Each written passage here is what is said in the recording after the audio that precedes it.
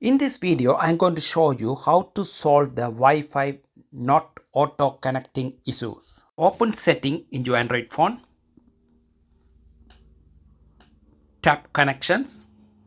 Turn on Wi-Fi connections. Connected Wi-Fi list. Tap settings. Now enable auto reconnect. Solution 2. Open settings. Tap connections. Select the connected network.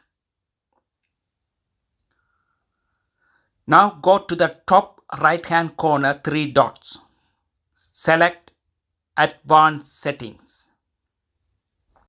Now scroll it down, you will find Hotspot 2.0.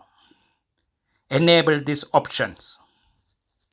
Solution 3. Open settings.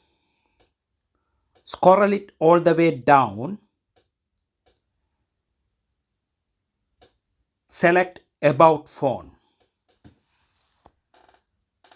And scroll it down again to find Reset.